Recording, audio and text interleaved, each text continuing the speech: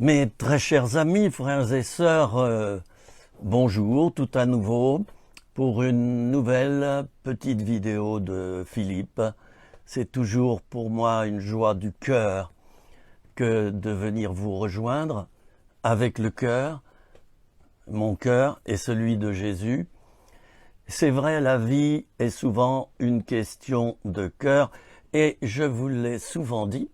Il y a l'intelligence cérébrale, c'est-à-dire la connaissance, et puis il y a la vraie intelligence, qui est le fait de bien savoir se servir de cette connaissance, on la gère correctement. Et puis il y a l'intelligence du cœur, chers amis. C'est pas le thème de ma vidéo, mais je le dis en introduction. L'intelligence du cœur. Ah, c'est cela vers lequel nous devons tendre, que cette intelligence descende vers le cœur. Là où se trouve Jésus d'ailleurs, l'intelligence du cœur. Ça manque beaucoup à notre société à l'heure actuelle. Elle a l'intelligence de la connaissance, elle a l'intelligence de la finance, de la vie économique, l'intelligence du mondialisme qui est d'enfler comme une grenouille pour ramasser au maximum du bénéfice, n'est-ce pas? Et l'être humain est délaissé complètement. L'être humain est complètement abandonné à lui-même. Il ne compte plus. Ce qui compte, c'est l'argent, c'est le rendement, c'est la compétitivité, c'est de passer devant les autres. C'est d'amasser le plus possible. Eh bien oui, mais en tant que chrétiens, nous savons bien, nous, que nous n'emporterons rien en quittant cette terre. Vanité des vanités, tout est vanité. Le roi Salomon l'avait dit, poursuite du vent, tout ça. Personnellement, je n'ai jamais poursuivi l'argent pour en avoir. J'ai plutôt poursuivi le cœur de Jésus, et puis j'ai voulu développer mon propre cœur, et puis guérir de mes blessures, et l'argent est arrivé par-dessus. Ben oui, Matthieu 6, vous qui cherchez d'abord le manger et le boire, vous qui cherchez l'argent, mais ne voyez-vous pas que mon Père Céleste nourrit les oiseaux du ciel? Ils ne font rien, il les nourrit. Ils font rien, c'est-à-dire, oui, ils rentrent dans leur rôle d'oiseau, dans leur vie d'oiseau, mais c'est Dieu qui les nourrit. Voilà, et quelquefois les êtres humains, si on a, pour les mésanges par exemple, si en plein hiver, on a la gentillesse de laisser quelques petites boules de graisse suspendues à notre grillage au bord de notre propriété. Alors, bien souvent, j'ai remarqué que des chrétiens sont très inquiets par rapport à leurs finances, par rapport à leur vie matérielle, par rapport à tous ces soucis de la vie. Oh, l'argent c'est important, avoir à manger, à boire et avoir de quoi profiter de quelques loisirs, c'est important. Cependant, la Bible nous dit bien, et elle est formelle, qu'on doit chercher, nous chrétiens, d'abord le royaume des cieux. On doit chercher Jésus, on doit chercher Dieu le Père, on doit chercher le Saint-Esprit. On doit s'intéresser à Dieu qui est notre trésor, qui est notre tout. Et si nous mettons Dieu en premier, le reste arrivera par-dessus. C'est comme ça, c'est l'inverse, finalement, des lois humaines, des lois qui régissent la vie sur cette planète Terre.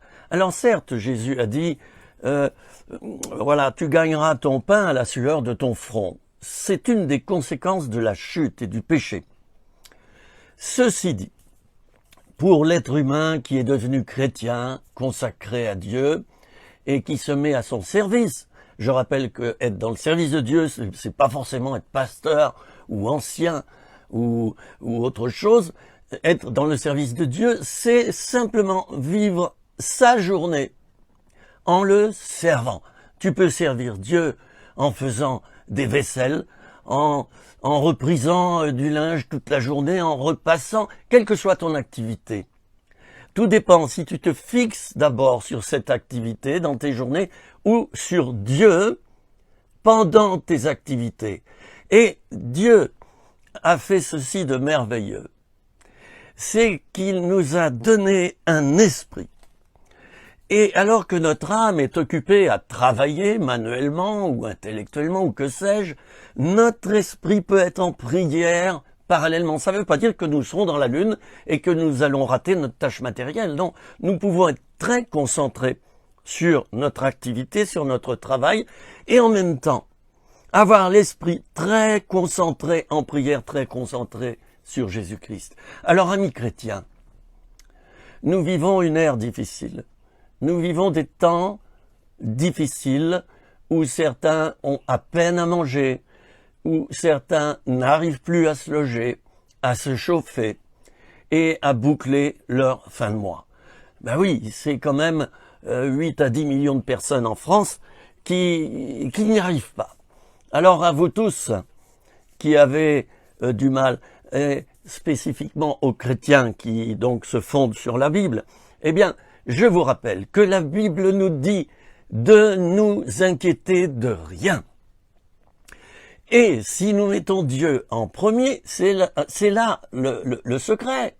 Hein? C'est là le secret. Si nous mettons Dieu en premier dans nos vies, tout cela coulera à flot et ça en sera les conséquences. Autrement dit, ne cherche pas d'abord à pourvoir à tes besoins en tout premier. Certes, il faut le faire. Hein? Ah oui, attention, les super spirituels, ils foutent rien, et puis ils parlent tout le temps de Dieu, bah oui, on voit la catastrophe, au bout de quelques années, ils s'écroulent, ils s'enfoncent. Alors, certes, il faut pourvoir à ses besoins, mais l'important, c'est de mettre Dieu en premier. Donc je m'adresse à vous, qui avez des soucis financiers, qui avez des soucis matériels, peut-être panne de voiture, peut-être autre chose, des tuiles, ça arrive à tout le monde. Et même au plus fort et au plus spirituel. Alors, je vous rappelle ce secret. Concentrez-vous, ayez les yeux fixés sur Jésus, le chef et le consommateur de la foi. Hein? Et si vous le faites jour après jour, tout cela vous sera donné par-dessus, de surcroît. À moi qui vous parle, je n'oserais pas vous parler de cela si je ne l'avais pas vécu.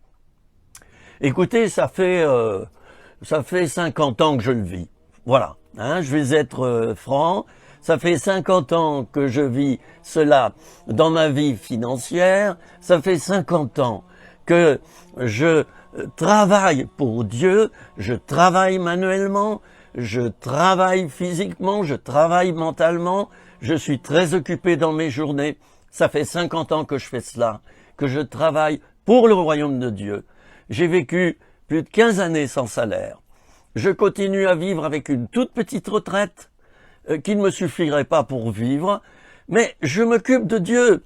Je ne m'occupe pas d'abord de mes besoins financiers, bien que je fais tout pour bien gérer mon budget et pour également, si je peux, eh bien, vendre telle ou telle affaire. Vous voyez, il faut être des hommes et des femmes de terrain, il ne faut pas être des super spirituels, je viens de le dire à l'instant.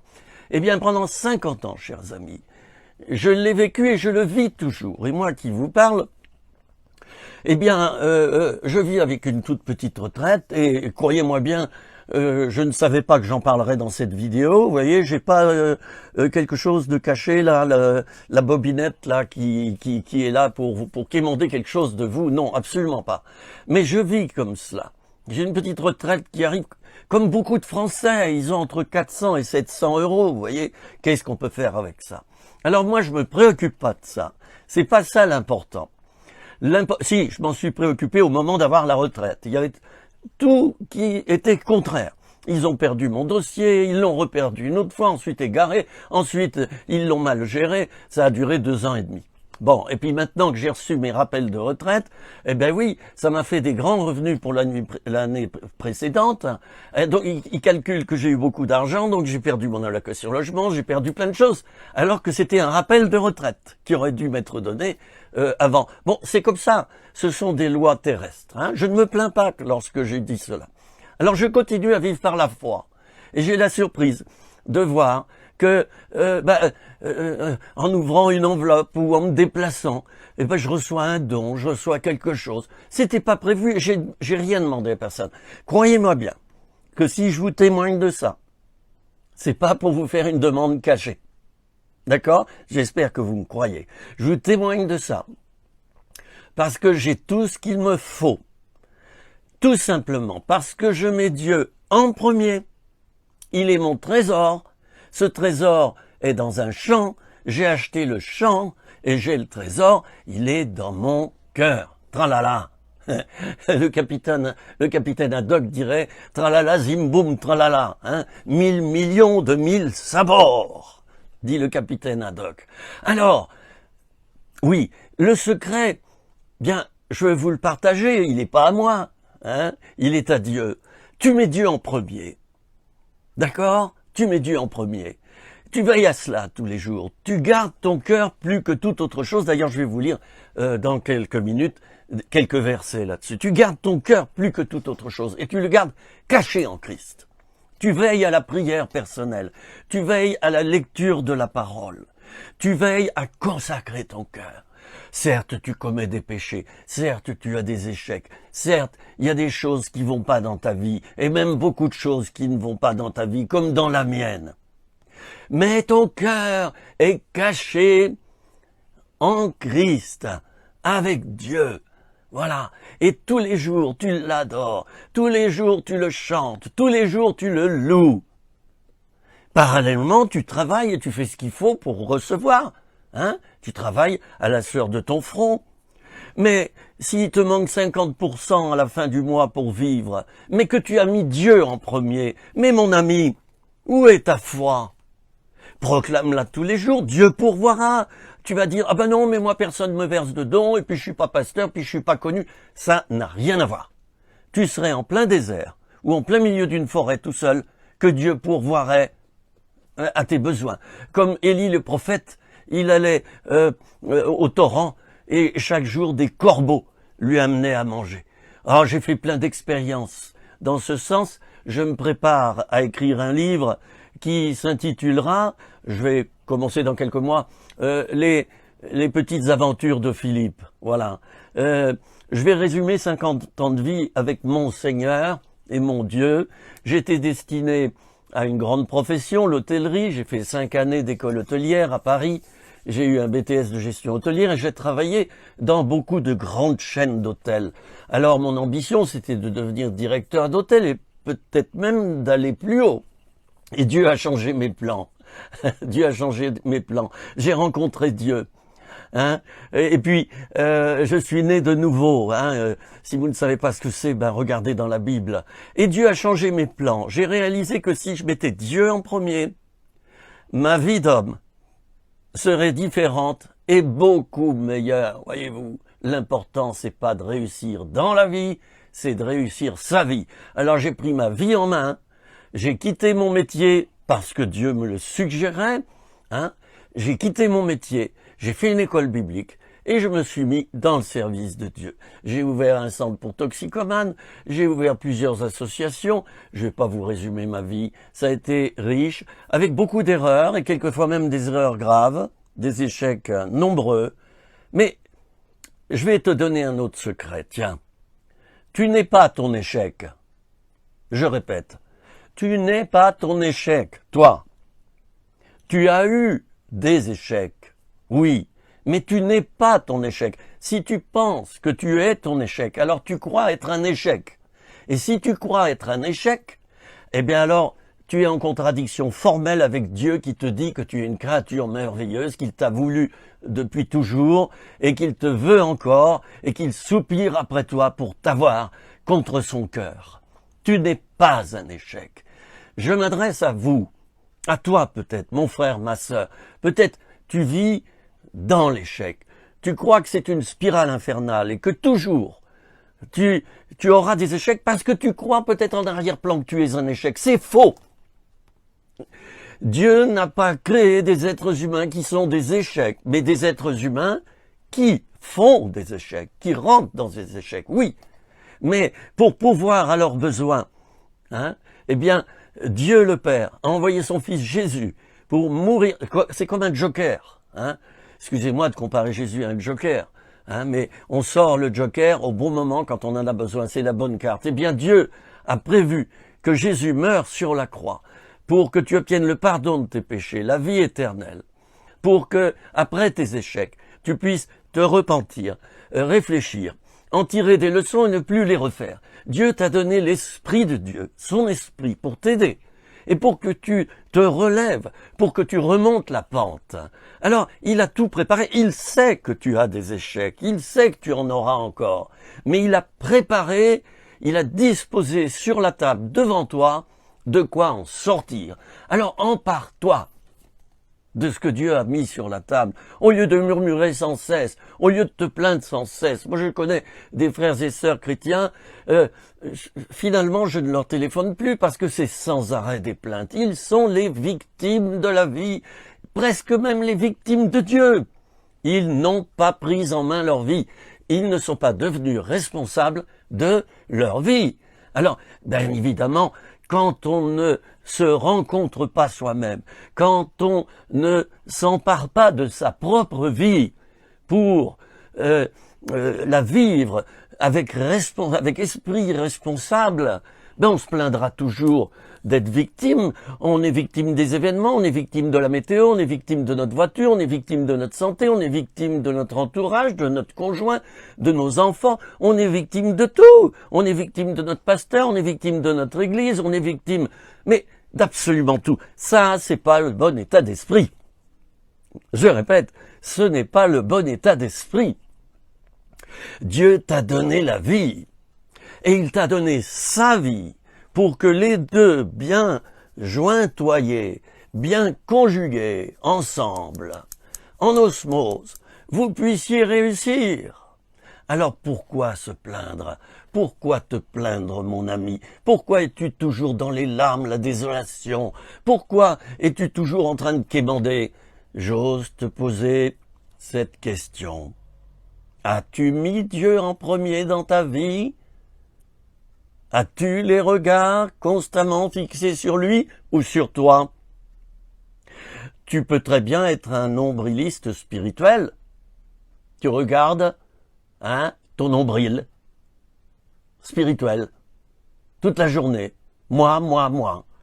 Un ami me disait, il y avait les maoïstes, ils existent toujours en Chine, d'ailleurs le président chinois actuel en est un succès d'année, il est issu de la vie de Mao. Étudier le régime chinois de plus près, bon je vais me taire, je ne vais pas faire de politique ici, vous verrez ce qu'est un régime, d'accord, je ne prononce pas le mot, puisqu'il y a la censure, on vit dans un monde où il ne faut pas prononcer certains mots, parce que si on dit la vérité, on est censuré. Alors là, je ne la dis pas à voix haute, mais je la dis à voix basse, et même d'une manière silencieuse. Vous m'avez compris ce qu'est ce régime, c'est absolument incroyable. On en est maintenant à la reconnaissance faciale, chaque Chinois est fiché, il ne peut pas se déplacer sans être vu par des caméras qui, instantanément, décode le visage et tout de suite le nom s'affiche. Et il y a des notes qui sont données au comportement, à la vie de cet individu, au travail, au loisir, dans ses fréquentations. Enfin, ce régime, il est épouvantable. Je n'aimerais pas vivre en Chine. J'aime les Chinois. Et s'il y a quelques amis chinois qui m'écoutent, je vous embrasse, je vous aime. Vous êtes des gens bien. Vous êtes des gens bien. Et les chrétiens chinois sont des chrétiens qui prient, des chrétiens qui pleurent devant Dieu, des chrétiens qui souffrent et qui sont persécutés. Alors mon ami, as-tu mis Jésus en premier? Mais attention, je ne te parle pas d'une simple prière, Seigneur, je te mets en premier, Alléluia, comme on entend dans les assemblées. Bon, c'est bien, mais oui, mais dans la semaine, est-ce que tu le fais? Ta prière n'est-elle pas cérébrale seulement? Hein? L'apôtre Jacques dira, mettez en pratique la parole, ne vous bornez pas à l'écouter, parce que si vous vous bornez à l'écouter seulement sans la mettre en pratique, vous êtes comme quelqu'un qui regarde dans son miroir, son visage naturel, et oublie aussitôt quel il était. Vous voyez, je connais la Bible, je peux presque réciter par cœur certains passages. Hein? J'ai déjà dit dans mes vidéos que la Bible, elle est en moi. Hein?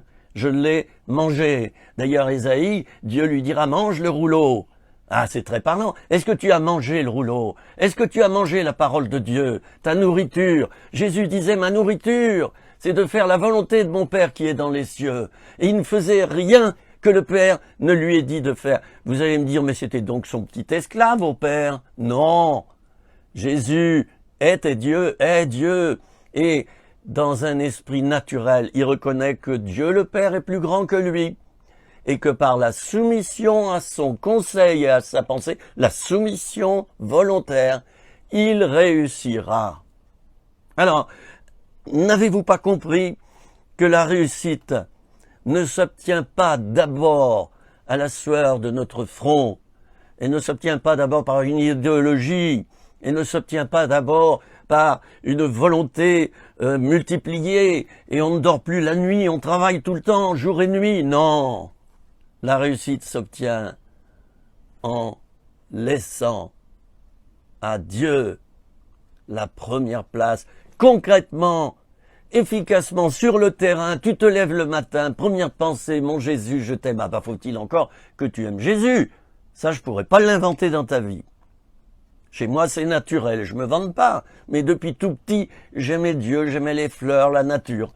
J'étais comme ça. J'ai été consacré par Dieu avant ma conception, avant ma naissance, me dit la Bible. Hein? Alors, c'était en moi, et tout petit, je priais déjà. C'était naturel.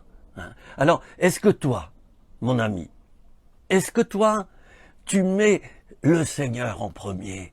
Voilà, ça veut dire donc le matin, disais-je, tu te lèves et là tu pries. Et puis ensuite, tu vas prendre ton petit déjeuner. Puis là, pendant ton petit déjeuner, ton esprit est déjà en prière. Tu pries pour Pierre, Paul, Jacques, André, Georges, Annette, Georgina, enfin voilà, je pourrais citer tous vos prénoms, Jacqueline, etc. Hein? Eh oui, Gisèle, tiens, je fais un petit coucou au passage. Eh bien, voilà, tu pries, et puis ensuite tu vas au boulot, dans ton moyen de transport, pendant que tu es dans le train ou dans le bus, ou que sais-je, dans ta voiture. Eh bien, qu'est-ce qui se passe? Eh bien, tu te mets à prier, tu pries, et puis là tu témoignes, voilà, il y a quelqu'un qui te dit, oh pardon, je vous ai marché sur le pied, mais de rien mon cher monsieur, vous êtes doux, et hop, contact, tu témoignes, évangélisation dans ton moyen de transport, puis tu vas au boulot, et là, pendant que tu travailles, et tu travailles bien, bien sûr, tu fais bien tes horaires, pendant que tu travailles, ton esprit est en prière. C'est ça la vie chrétienne, mes amis, le reste n'est pas la vie chrétienne, je suis désolé, vous allez me trouver un peu dur, un petit peu extrémiste, je m'aperçois qu'il pleut comme des cordes, il y a un orage, ben oui, parce qu'il a fait très chaud ces jours-ci, on est fin mai, 2022, nous avons eu des températures ici en montagne de 28 degrés, ce qui est exceptionnel, ça faisait longtemps qu'on n'avait pas eu ça, et donc on a des orages, et la pluie battante, c'est très bien pour mes fleurs qui sont à l'extérieur dans des balconnières. Bon, alors je reviens à mon sujet, Beaucoup de chrétiens peinent, ils pédalent dans la semoule, chers amis, de nos jours. Pourquoi? Parce que c'est devenu métro, boulot, dodo, c'est devenu le dimanche à l'église, et puis le jeudi on va à la réunion de prière, puis le compte est bon, j'ai donné ma dîme, j'ai donné à Dieu tout ce que j'ai, du moins dans ma tête, et puis sur le terrain il n'y a pas cette communion avec Dieu, il n'y a pas la marche par l'esprit. Chers amis, la vie chrétienne, la vraie vie chrétienne, c'est la vie chrétienne sur le terrain, secourir les malheureux, parler aux veuves, s'inquiéter de leurs besoins, soutenir les serviteurs de Dieu, les servantes de Dieu qui prêchent l'évangile gratuitement, hein, voilà, qui donnent ce qu'ils ont reçu. Et puis, voilà, aider le pauvre, l'indigent, le malheureux, celui qui est découragé, celui qui baisse les bras. La vie chrétienne, c'est ça. C'est pas s'enrichir de biens matériels, c'est pas acheter la plus grande villa que tous les chrétiens pourraient avoir. C'est pas avoir 5 voitures, c'est pas avoir des comptes en banque bien rembourrés. Ça, ce sont de fausses sécurités. Parce que si un jour tu perds tout ça, il te restera plus rien, mon ami. Non, ta sécurité, c'est d'avoir Jésus dans ton cœur et là tu le cajoles. Hein? L'autre jour, j'ai tenu un petit bébé d'1 mois dans mes bras pendant une réunion de prière. Hein? C'était merveilleux, c'était une petite fille. Je n'en dirai pas plus, c'est du secret. Et puis je l'ai tenue. Et pendant que je la tenais, je priais pour elle. Elle avait 1 mois. Vous vous rendez compte? 1 mois. Voilà. Alors, il faudrait que tu sois comme ça avec Jésus, que tu le serres contre ton cœur, que tu le serres contre ton cœur. Et si vraiment tu le mets en premier, dans le concret, parce que Dieu regarde au concret, il regarde pas à tes belles prières ou aux miennes. Hein? Seigneur, oh, nous voici ce matin, Seigneur, nous voici devant toi, devant ton autel, nous amenons l'encens de nos prières. Dieu n'en a que faire de tes prières, de tes formules. Je veux pas faire du mal à quelqu'un, mais j'allais dire de ton blablabla, de mon blablabla, hein, je me mets dedans. Quand je suis comme ça, j'ai tout faux. Ce qui compte, c'est de serrer. Je serre ta parole contre mon cœur afin de ne pas pécher contre toi. L'apôtre Jean avait ceci de fort. Pour moi, c'est le plus grand des disciples de Jésus. L'apôtre, il avait ceci de fort. C'est quoi? C'est que il aimait Jésus, il le mettait en premier au point que, et c'était le seul, il pouvait, quand tout le monde était allongé, vous savez, autrefois on mangeait, on était allongé, on picorait sur la table, eh bien l'apôtre Jean mettait sa tête sur la poitrine de Jésus. Le seul qui sera au pied de la croix au moment de cet événement tellement contraire, c'est l'apôtre Jean. Cherchez les autres, il n'y était pas. L'apôtre Pierre a renié. Les autres avaient mis la malle. Judas avait trahi. Et il s'est pendu. Cherchez les autres. C'est le disciple de l'amour qui a pu accompagner Jésus à la croix. Et toi, si tu as cet amour, 1 Corinthiens 13, si tu as cet amour pour Jésus, eh bien, Dieu te donnera tout par surcroît. Par surcroît, par-dessus. Mais pourquoi cherches-tu d'abord ce qui est en dessous? Mais non, en dessous, ça doit être Jésus. Mais qu'est-ce qu'il y a chez toi par en dessous? Le désir matérialiste, désir de l'argent, désir du sexe, désir des addictions, désir du pouvoir, de la réputation, même en tant que serviteur de Dieu, ça peut devenir une idole, j'en connais, j'y suis passé, je les juge pas, ces amis-là, je les aime. Mais je prie pour eux quelquefois, je dis, oh là, il y a un petit peu trop de moi je. Il ferait peut-être bien de s'effacer devant le Seigneur. Ah, moi j'ai appris à le faire, comme les autres, je suis pas meilleur, bien sûr. Alors, mon ami, ce qu'il y a en dessous, faut que ça soit Dieu. Dieu en premier, la base, les fondations, c'est Dieu. C'est la lecture de la parole. Tu dois t'imprégner comme une éponge de la parole de Dieu, t'imprégner de la pensée de Dieu, t'imprégner du Saint-Esprit, tu dois t'imprégner de la pensée céleste. Ton seul souci, ça doit être celui-ci. Jésus, est-ce qu'aujourd'hui tu es bien? Est-ce qu'aujourd'hui on te sert? Est-ce qu'aujourd'hui sur la terre tu trouves des disciples? Est-ce qu'il y a la foi sur cette terre? Voilà ton seul souci, ça doit être celui de Dieu lui-même. Il s'inquiète pour les êtres humains, il croit dans les humains, et il s'inquiète d'eux. As-tu le souci de Dieu en toi? Ou alors le souci d'avoir une bonne bouffe, une belle voiture? Moi je les vois, les chrétiens, avec leur villa, et puis alors ils tondent leur pelouse. Oh, j'ai fait ça, moi, pendant 30 ans. Je ne critique pas. Mais je pense à ceux qui ne mettent pas Jésus en premier. Je me dis, mais oui, mais le jour où ils vont perdre ça, il restera quoi dans leur vie? Vous voyez, c'est pas faux d'avoir une maison, de tondre sa pelouse. Moi, je l'ai fait pendant des années. Mais toujours avec Jésus en premier, voilà. Et si tu mets Jésus en premier, tu auras la villa, tu auras ta tondeuse. Moi, j'ai toujours prié pour tous mais j'ai mis Jésus en premier, le plus que je pouvais. Je suis pas un exemple, loin de là. Mais je l'ai fait, je peux vous en parler. C'est du concret, c'est du vécu. Et toujours la tondeuse est arrivée, et la villa est arrivée, ce qui a suscité des jalousies. Et on a cherché à me détruire combien de fois dans ma vie. Et puis moi, qui avais encore des blessures, j'ai aussi détruit dans ma vie. Je suis pas fier. Mais je ne m'identifie pas à mon échec. J'ai tenu compte de mes échecs, j'ai appris la leçon. J'en ai tiré la, comment est-ce qu'on dit, la moelle, la substantifique moelle. Voilà, j'en ai tiré cela. Et grâce à Dieu, je ne recommence plus les mêmes erreurs. Et j'ai demandé pardon à tous ceux que j'ai blessés. Je ne vois quelquefois pas l'inverse, malheureusement.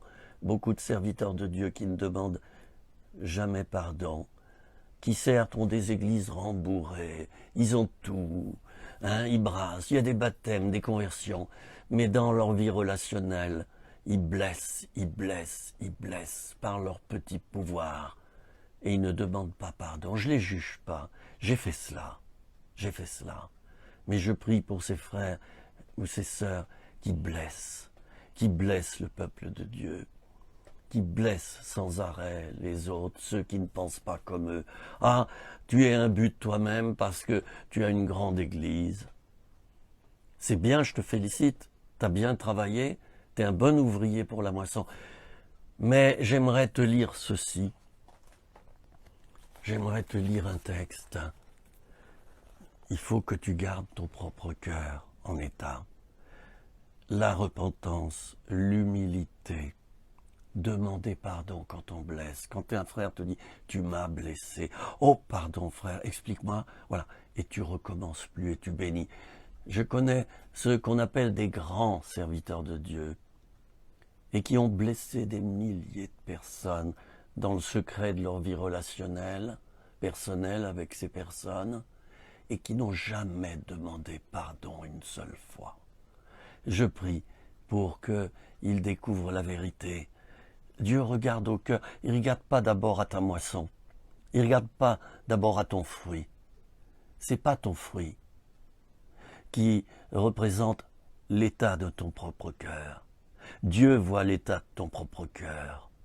Il ne s'y trompe pas. Et si tu vis dans l'orgueil, dans l'égoïsme spirituel, tu domines par ton ministère les autres, sois inquiet. Je l'ai été un jour pour ma vie, et grâce à Dieu, j'ai changé, et je changerai encore, parce que j'ai encore plein de choses à changer, mes amis. Tout n'est pas en ordre dans ma vie. Oh, je le dis exprès. Vous voyez, c'est un peu provocateur. Oh, je n'aurai pas le culot de vous dire que tout est en ordre dans ma vie, parce que c'est faux. C'est un mensonge. Et celui qui viendrait me le dire, je lui dirais oui, de ce que tu vois, de ce que tu as vu de ta vie.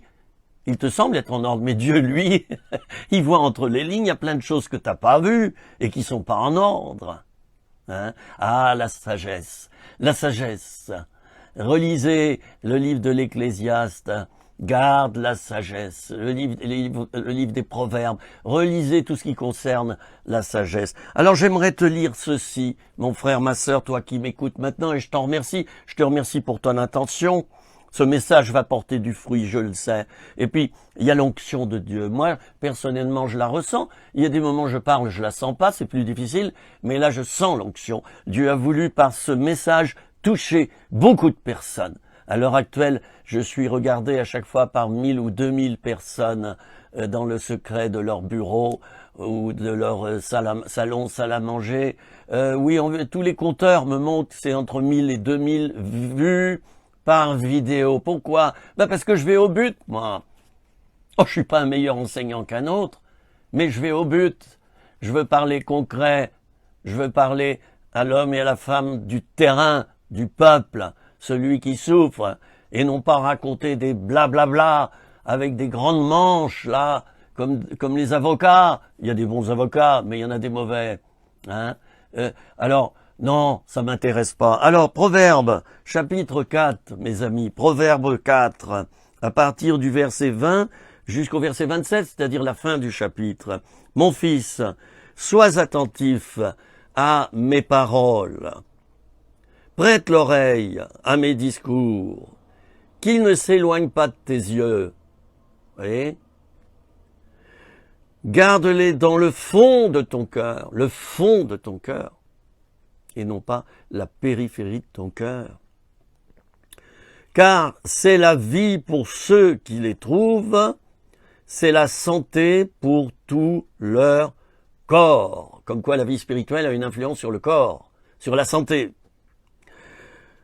Garde ton cœur plus que toute autre chose, car de lui viennent les sources de la vie. Écarte de ta bouche la fausseté, éloigne de tes lèvres les détours, que tes yeux regardent en face, et que tes paupières se dirigent devant toi, considère le chemin par où tu passes, et que toutes tes voies soient bien réglées, n'incline ni à droite ni à gauche, et détourne ton pied du mal. Considère le chemin par où tu passes. Mes amis, c'est de notre responsabilité de considérer, d'analyser, de faire le point, de réfléchir, de soupeser la vie qui est dans notre cœur. C'est de notre responsabilité. C'est à cela d'abord que Dieu regarde, pas à ton ministère, pas aux fruits que tu portes. Certes, tu es doué pour ça, c'est pas d'abord à ça. Et moi, je suis rentré une fois dans l'échec parce que je mettais le ministère en premier et le fruit était abondant. Et puis je maltraitais les autres. Je m'occupais peu de mes enfants et de mon épouse. Et oui, et à l'époque, on nous avait enseigné à l'école biblique, mets en premier Dieu, ensuite ton ministère, ensuite ta famille. C'est faux. Voilà l'enseignement que nous avons reçu, ceux de ma génération. Je vais avoir 70 ans. C'est un enseignement qui est faux. 1, mettre Dieu en premier. 2, ta femme et tes enfants. 3, ton ministère. Et oui, et moi, pendant très longtemps, parce qu'on me l'a enseigné, donc je m'en veux pas trop. Dieu en premier, le ministère ensuite, mais j'ai négligé le reste, et quelquefois j'ai cassé le reste. Honte à moi. Mais je vis plus dans la honte, ni dans l'échec. Je sais en parler. Je sais reconnaître mes torts, j'en ai eu des grands. Considère les chemins par où tu passes. Hein. Garde ton cœur plus que toute autre chose, car de lui viennent les sources de la vie. Alors donc, c'est ça, la vie coule de mon cœur. Je dois d'abord garder la source. La source, c'est mon cœur. Une source n'a rien à elle-même. Elle est simplement un passage à la périphérie de la terre. Hein, il y a un trou béant. Et puis l'eau arrive par en dessous. Mon cœur, c'est ça. C'est un passage. Alors il faut que je garde ce cœur plus que toute autre chose. Et mon cœur humain également. Je dois le garder, mon cœur humain. Oui, oui. Veiller à sa santé, à sa bonne santé. Je dois faire attention, surtout avec l'âge, à ne pas trop le surcharger, le fatiguer. Hein, vous qui avez mon âge, vous êtes d'accord, quand on monte les escaliers, on est essoufflé.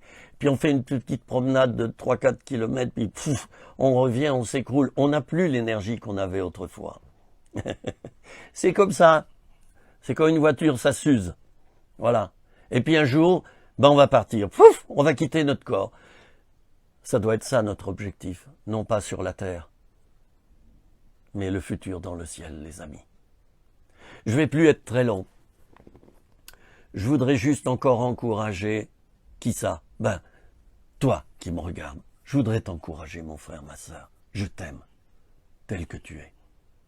Tel que tu es. Je te juge pas.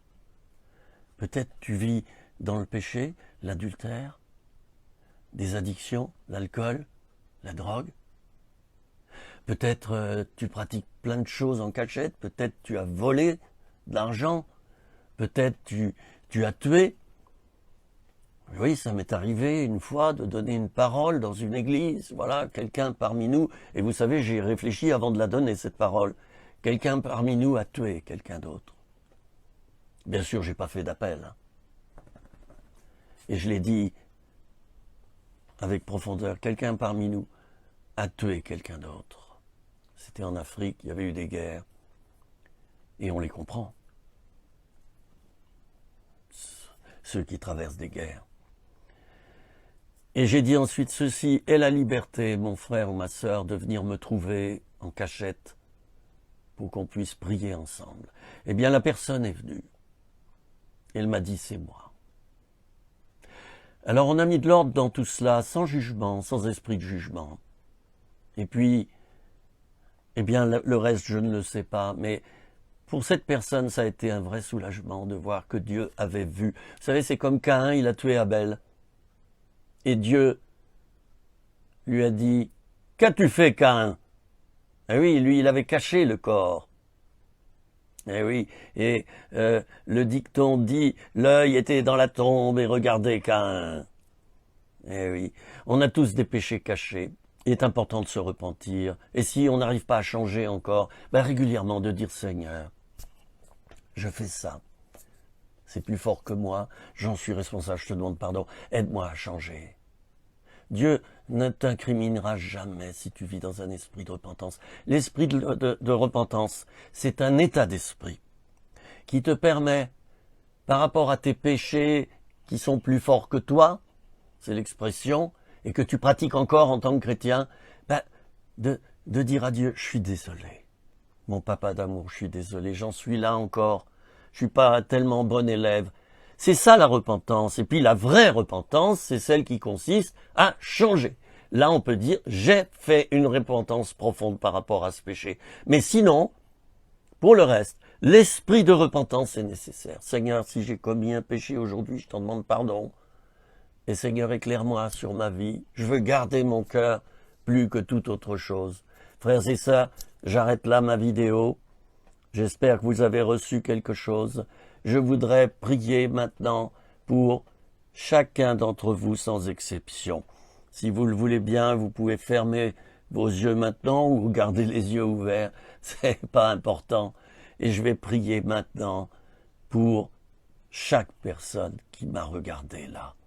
Et moi, je ferme les yeux parce que je vous imagine là où vous êtes, dans des milliers de maisons. Seigneur, je prie maintenant que ton esprit descende comme une colombe sur chacun, chacune de ceux et celles qui m'ont écouté, qui ont écouté ta parole, que l'Esprit de Dieu descende. Et que, Seigneur, tu changes les vies. Oh, nous les chrétiens, nous croyons quelquefois être arrivés. Nous menons une vie d'église sympathique et nous ne nous apercevons pas que c'est devenu une religion. Nous ne marchons pas par l'esprit. Nous ne sommes plus des chrétiens de terrain. Nous ne dénonçons pas le péché dans ce monde, comme toi tu le demandes. Nous t'en demandons pardon, Seigneur, toutes les fois que nous faisons ça. Seigneur, je te demande de réveiller maintenant plusieurs de mes frères et sœurs, là maintenant. Réveille-les spirituellement et qu'ils se mettent à donner leur vie, qu'ils se mettent à distribuer ce qu'ils ont reçu aux autres. Seigneur, oins-les, bénis-les, pardonne les péchés maintenant, Seigneur, guéris les malades, amène à toi ceux qui ne sont pas totalement à toi, et touche les cœurs, les consciences, les âmes et les esprits. J'ai prié au nom de Jésus-Christ de Nazareth. Amen. Chers amis, je vais vous laisser.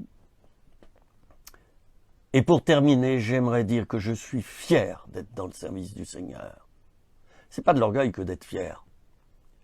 Je suis fier de servir Dieu. Je suis pas fier de mes erreurs et de mes péchés.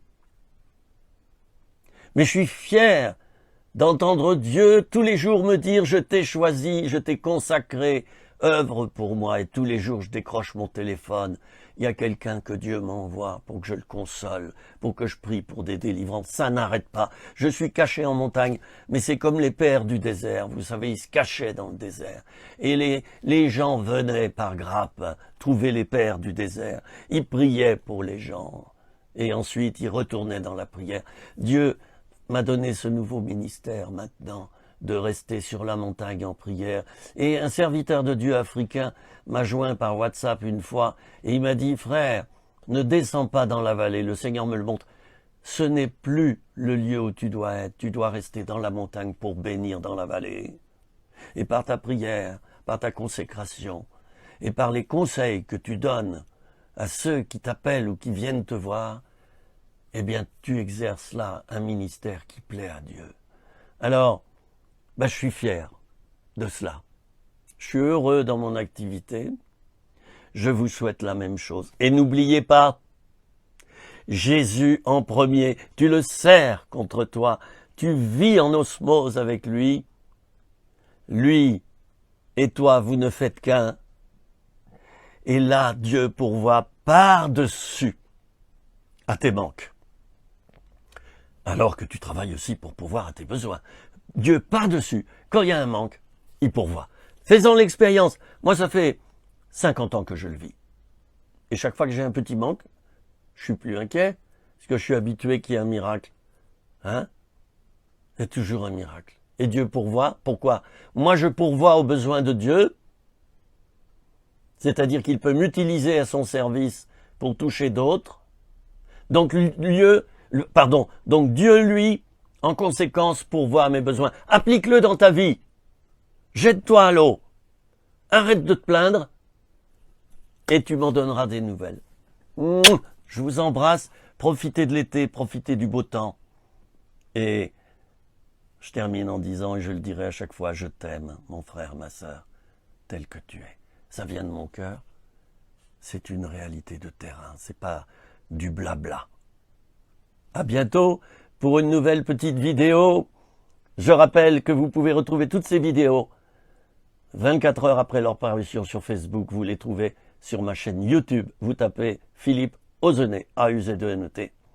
Et vous pouvez vous inscrire à cette chaîne. Il y a 150, 160 vidéos. Ça augmente chaque mois. Hein, et vous pourrez, c'est comme un menu, vous piochez dedans. Il y en a qui font ça, ils viennent picorer comme les oiseaux, hein, comme les oiseaux du ciel. Et puis, j'espère que ça vous aidera, c'est tout. C'est bien imparfait, mais ça sert. Comme disait un chrétien en plaisantant, ça sert d'os. Allez, et l'autre a répondu, non, ça sert d'auto. Allez, à bientôt, et vive l'humour, mes amis. Je vous aime. Au revoir.